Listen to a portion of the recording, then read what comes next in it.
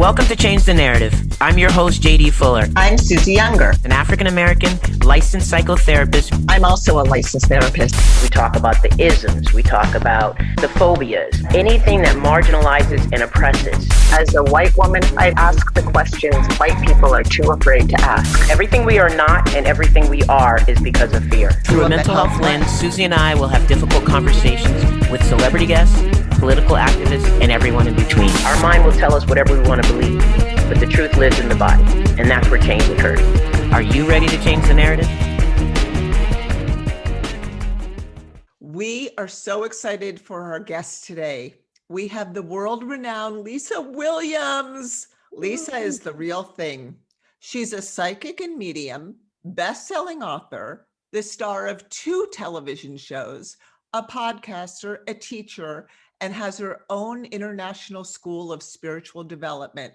And what I didn't know, as if that wasn't enough, is that she has the most beautiful voice in the world, and launching today is her new guided meditation available on Vasa, Voice and Sound Activation, iTunes, and Amazon.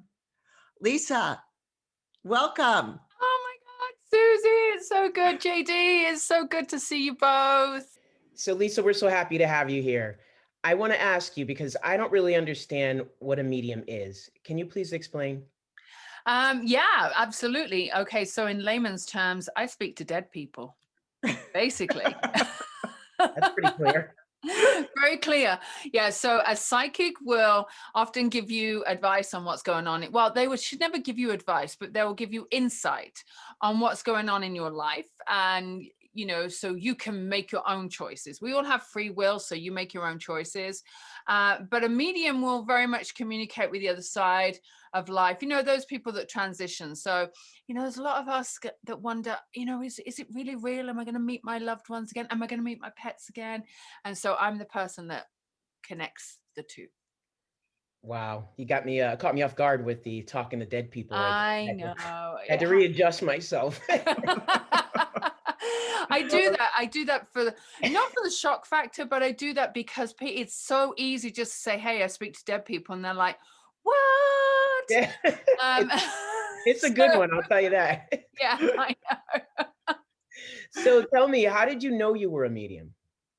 Well, I think everybody, when I started it, gosh, I started when I was a kid. I thought everyone spoke to dead people. I would wake up and see, this man standing by the side of me, and he would be talking to me and telling me not to eat my peas because I'll die. And, I know it's a random story. Okay. And Suzy knows this story. The pea story. The pea story is so famous.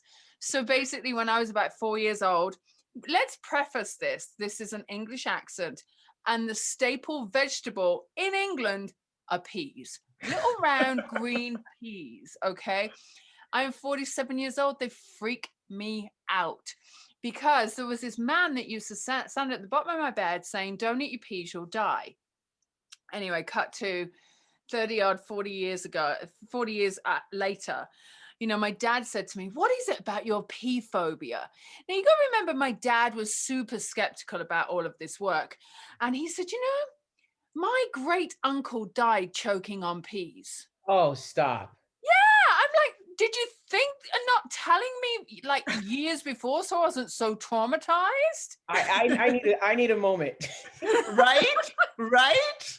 What? You're kidding me. No, seriously. So listen, if we all have dinner, I'm that person. You have peas on your plate, I'm fine. Keep them on your plate. One comes off, I'm like, oh yeah, I have a whole pea phobia. Oh my God. That is an amazing, scary story. Yeah. So I've been doing this work for so long. But when I first stepped into it, my grandmother was a medium, a professional medium. And so I stepped into it probably in my early 20s, which means I've been doing this sort of like 25. Actually, I've been doing it 27 years now. We're going into 27 years. So, but it was also a time in my life where I was searching. I think in the 20s, you start searching. I thought it was normal. I used to know things when I was at school. But then I finally stepped into it. And I just went, you know what? It's not going to be my real job. I'll do it as a second income. I'll do it just to play around with it. Well, here I am. Still at it. So I love how you said, in your 20s, you think you know things. Don't 20-year-olds think they know everything? Oh, listen, honey, I got an 18-year-old. She thinks she knows it all. I'm like, go on then. But yeah, you're right. And I got 21-year-old. So Yeah, I you know do exactly what I'm talking know, about. we think that we know it all. God, I'm 47 now. I don't know anything. Oh, wait till you get to 62. You really realize what you don't know. Are you 62? I am. Holy crap. You look amazing. Oh, Sorry. see? Now that I wasn't expecting, but thank you so much. So I'm going to bring the culture into it because that's kind of what I do. And I'm curious that whether or not you found people of color equally interested in the medium world. This fascinates me because what I'm starting to see now is people of color coming into this work. And I have prior to probably maybe 5 years ago, it was rare to see someone of culture in my class. Yeah. I would sometimes get someone who was Mexican, or I would sometimes get someone who was, Filipino or from the Far East. But to really have someone of color in my class, it was very few and far between. But when they did, they were amazing. And I wanted to go, yes. And now what I've seen is this influx of people that coming to me and saying, I want to know more. I've got this gift, but I've never felt safe in exploring it for whatever reason, whether it was culture, religion, upbringing, background, I don't know. And so what pleases me is I train teachers around the world. So I have 35 teachers in my school. And Wow. I know 35 teachers in my school worldwide. Wow. Okay. And I have got over probably about 6,000 certified students. Wow. I would say now 10% are of color, but I've just had my first master teacher who is this gorgeous, gorgeous woman of color. And she is I'm just like, yes, because what it does is it shows people that there's no stigma attached to what we do, and it doesn't matter who you are, but there's no stigma attached. But so now I'm like, come on. Yeah. And I look at my classes, and I've got this one woman, she makes me laugh. And I'm seeing her expression. She's like, oh my God, you're so funny. And it's probably now fairly equal with of color and culture in my classes now. I love it. And so do you find that people of color request readings more readily now? Oh, I had this massive. So let me explain some things. I seriously had a huge, huge clientele list. I don't do readings so much now, but because I now train more. But I used to have a lot of people of color come and have readings. And and it was interesting because back in the UK, I used to have a massive following of Indian culture. Okay. I would have mothers that would turn up with photos and saying, right, which one should my son marry? In the whole, oh yeah, you have no idea. It was crazy. But what was interesting about it is they would come, and now when I had my TV show, for me, I would say that I would probably have a good 40% of color coming to have readings. Okay. And it was surprising to me, really, really surprising to me. Yeah. Yeah, that is surprising. So as therapists, we are always asked if we're always diagnosing people, and we try to avoid that question because of course we are. So I'm wondering, I'm wondering if it's the same for you. Are you always reading, feeling, figuring it out? How does that work? No, I can't. You know what? Because I always find, much like you, there's this code of ethics that you guys have to follow. Right. You can't diagnose someone without them being asking. You can't suggest things without them asking for your, for help. So for me, I cannot read someone because it's an invasion of privacy. Right. It's ethically, and Suzy knows this, I am so ethical in what I do. So it's about a code of ethics. I have to make sure that I am being aware of the way that they are, they're working in life. I just can't invade them. Yeah. And also I don't want to read someone. It's like, I'm not reading you right now, I'm having a conversation with you. Yeah. And I don't want to be always connected, because I feel like sometimes it's such a hard thing, and there's so much pressure, and I don't want to do that. That makes sense. And thanks for saying it's unethical, because I was only joking, people. No, it's so true. I don't actually want people thinking we go around diagnosing people. It was a joke. It was a joke. Oh my God, yeah, absolutely. But that must be, I'm trying to imagine what that's like, the idea that, you have to turn it off. Have you had training in how to turn it off? I mean, how does that work? Well, what's funny is I've had to learn to train to shut things off, because if I don't, I would seriously go absolutely stir crazy, walking around a supermarket. Now I know when I had my TV show, it was all about, let's just jump on a man on the street. But that was so, in my world, unethical. But again, we had it all set up beforehand and everything else. And, that we had clearances and everything. So it was kind of staged in that, but I didn't know these people. But so I'm not always switched on. I have to teach my students to switch it off, because otherwise it's overwhelming. It's like you don't want to be going out, having dinner, some drinks with some friends, and suddenly they start, they're going to tell you that stuff, but you don't want to switch into therapist mode. Right. Like, I don't want to. And I always say to my, students, because they say, how do I get around the whole, someone wants to test me? I'm like, well, just say to them, hey, if you go to dinner with the doctor, you're not going to say, oh, by the way, I've got this lump, can you diagnose me right now? But people actually do that. Oh, I know they do. I'm like, book an appointment. That makes sense. I'm just picturing what it must be like to walk down the street and just feel like these spirits all the time. You must have to just turn it off. I think, Suze, what's happened over for me is I just live in the real world. It's about being grounded. I could live in that woo-woo world if I wanted to and go, oh, wonder what she's... And a lot of it is curiosity, guys. Let's face facts. It's like, oh, I wonder who they've got in spirit. Oh, I wonder what's going on in their life. I don't care, because I got my own stuff to deal with. I'm probably more in tune with what's going on in my world in that moment. But when I'm with my client, I'm very much focused. When I'm with my students, I'm very much focused. But I'm in the store, I'm thinking about what I need to get, blah, blah, blah, what my kids are doing, all of that stuff. So I try not to. Yeah. That makes sense. It really does. When you explain it, it really does make sense. Yeah. Can you tell us one of your most compelling readings that you still think about to this day? One of my most compelling, gosh, I don't actually know. I think there are so many stories, if I think about them. I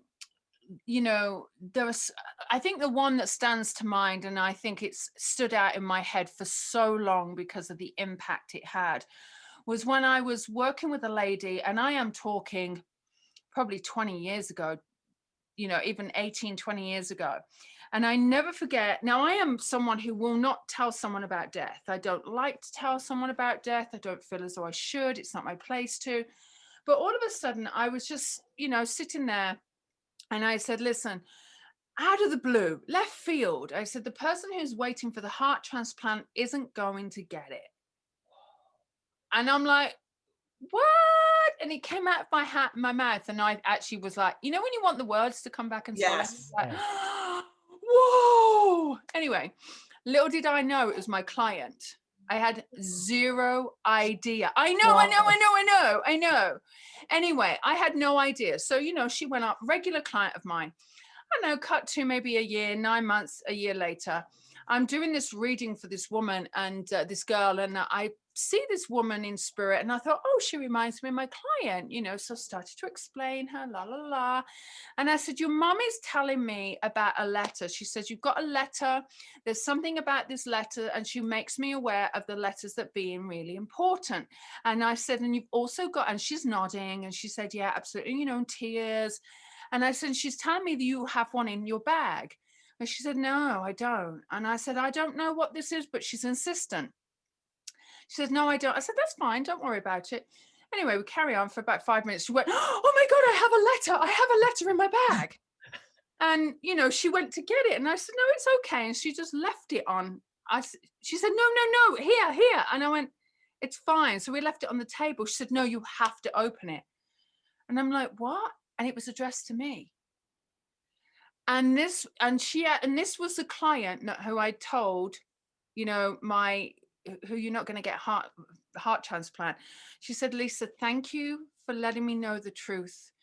If you're reading this, you know that I didn't get the heart transplant, and you gave me the opportunity to say goodbye to my family through letters.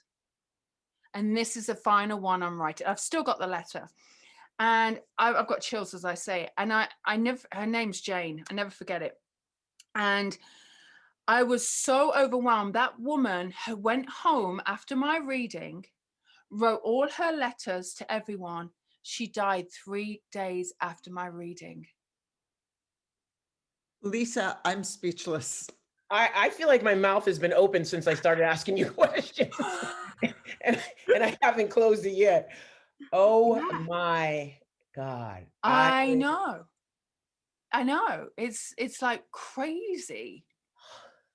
Wow. And that reading has stayed with me. I've written it in so many books, that story, but that story has stayed with me for 20 years. Gotta be. Understandable.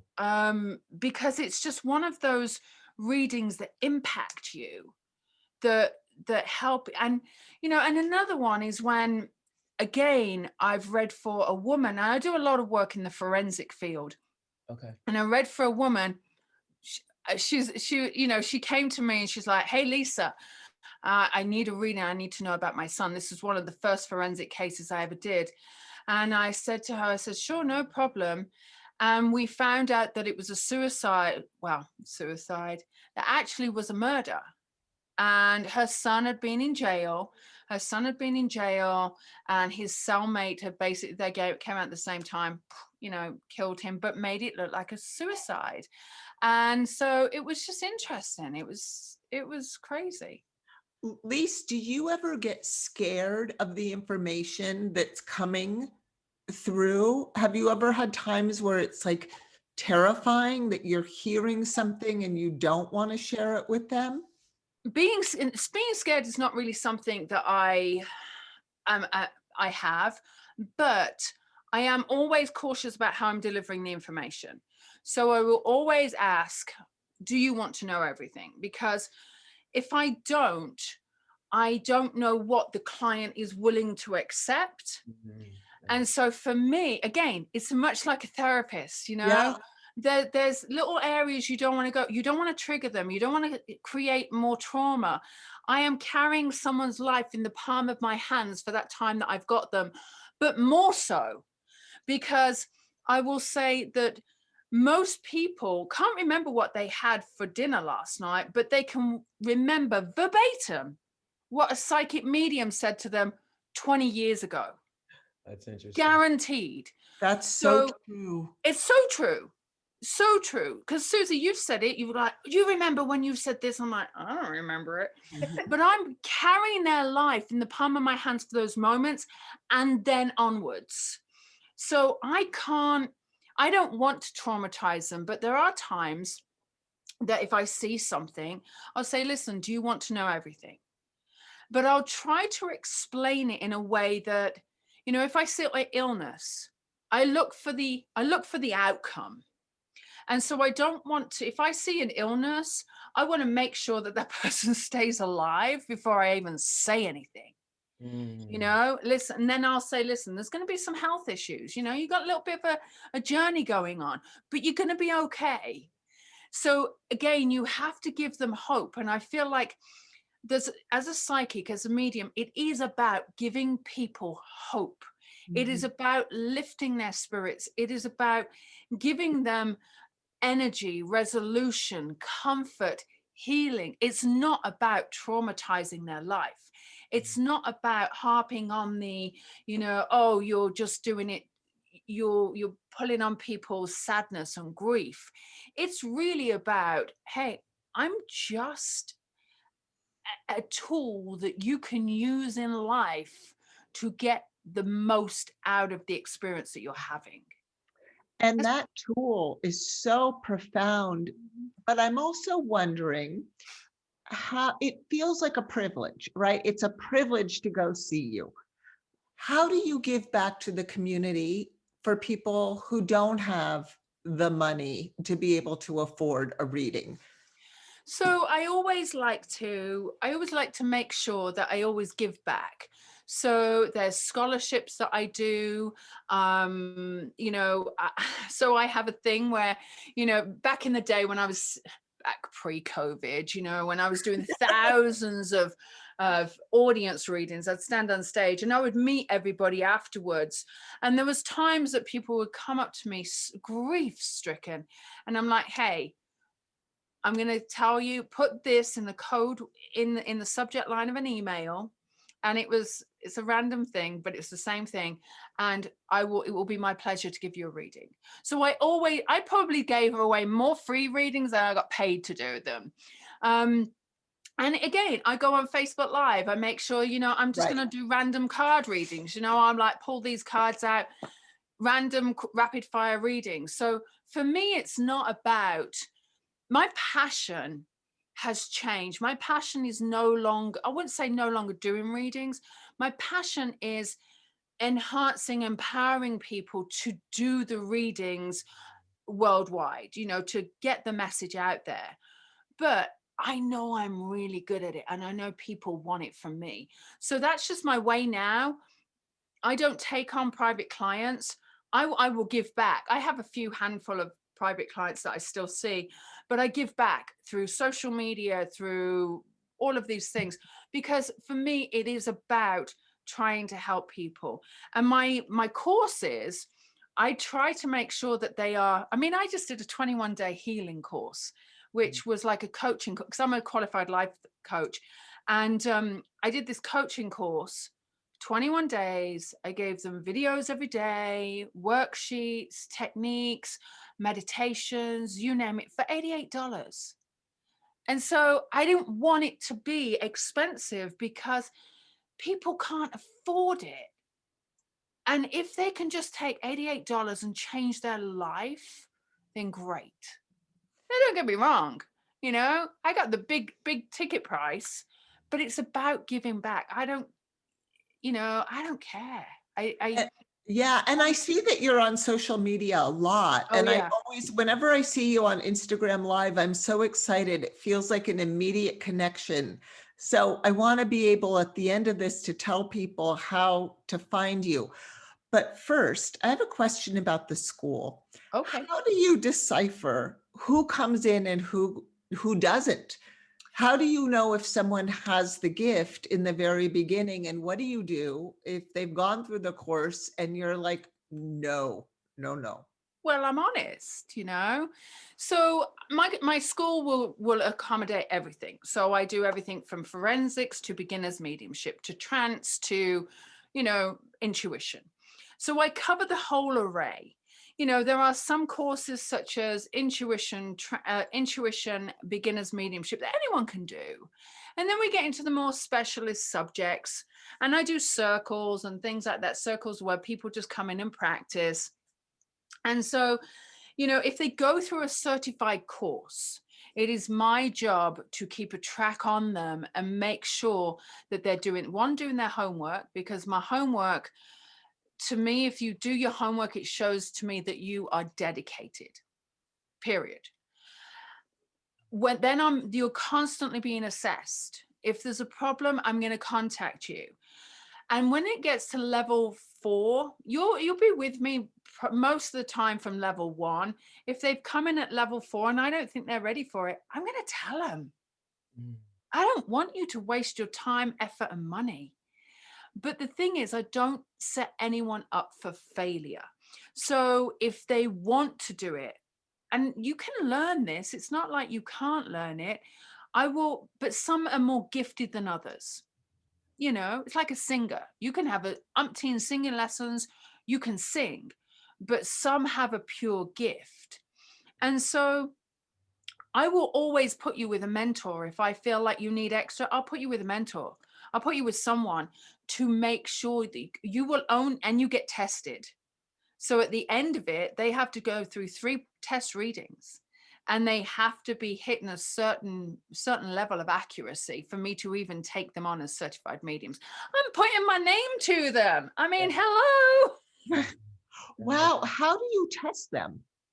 I sit them with normal clients. I've sat them with normal clients, and it's those clients, because it's all relative. How I see a reading, if I go, oh my God, that piece of evidence was amazing, but that client goes, yeah, I can see that. If that client thinks it's a good thing, then great, because I don't know the client's experience. One, if you think about it, we have to, it's how how people remember how you made them feel. You know, it's about the feeling. So if that client comes out feeling amazing, like, oh my God, I had a connection with my mom who passed 15 years ago. Oh my God, it was amazing. You can't change that experience. And then if you have someone that comes out, go, well, yeah, it was okay. I want people to come out feeling, I've got something out of it. And so that's what I'm looking for. Because Wow. I can sit there and look at the energy flow, I can watch it all, but I can't be the judge, because it's not about me judging them. It's about the client. Wow. It's such a process. Oh God, yeah. JD and I are going to do it, right, JD? You can be test clients. You want to be test clients? It's a Yeah, final. I'll be a test client. Okay, Yeah, perfect. Me too. Okay, so Lisa, everything you're saying is so interesting. Wow. This is a part of this show we call fill in the sentence. Okay. So fill in the sentence. Black Lives Matters means. God, you're going to get me emotional. Black Lives Matter means to me is lifting everyone up, but really, really focusing on those who have had it difficult. Oh God, had it really, really tough, and speaking to those people who have, we don't understand it. I'm just going to be honest with you. I don't understand what it's like to have that stigma, that just that thing over the top of your head. I don't know what it's like, but it's about letting that go, and it's about elevating the awareness of society, and that yes, we're all equal, but hell man, there's some amazing people out there that have never been given a chance, and it's about giving them a chance finally. Being a feminist means. Oh, I'm big on this. It's empowering women, honey. I'm telling you, it's about being strong. It's about speaking your truth, and it's about doing you and not having to be ruled or governed by a male masculine society. It is about really standing up and saying, hey, you know what? I matter. What we need in the world today is Peace. Thanks, Lise. My pleasure. So I have a question for you, Lise. What does it mean for you to change the narrative? what it means for me to change the narrative. It means, Suzy, it takes me back to that time when I was standing in your garden, in your yard with Diane Warren, and when she was having the song from Beyonce in the studio called I Am Here. And part of that is changing the narrative. I'm here to make it a better place. I'm here to elevate people. I'm not perfect, but I'm here to do my part. And that song has always stayed with me from that moment, and knowing that I'm here for a purpose. I don't know what it is. And my purpose is going to change continually in someone's life. And changing the narrative is going to be a continual thing, because I'm going to change someone's life any moment, and it will never be the same for each person. So for me, it's changing the narrative is continual in the transition of change to help people find peace. That's awesome. Yeah. Well, I have to tell you, Suzy did not exaggerate about how amazing you are. I have been hanging on your every word. I feel like I've learned a lot, and I really appreciate you coming to hang out with us today. Oh, absolutely. It's been fabulous. Yeah, it's been incredibly educational, and also I feel your heart, and that means a lot to me. So. Oh, thanks. I love what you guys are doing. Thank you. And Lisa, where can people find you and the new meditation that drops today? Oh, I know. Okay, so just go to lisawilliams.com and you'll find me. And and it's Vasa, A Guided Journey Home, and I'm singing on it, which is really crazy. But it's also a meditation. And you can just go to Amazon or iTunes and just look up Vasa, A Guided Journey Home. And what about the school? And the school, again, lisawilliams.com. You'll find it all. Awesome. Thank All right. you Thanks again. so Take care. much. Oh my God, you're welcome. That's awesome.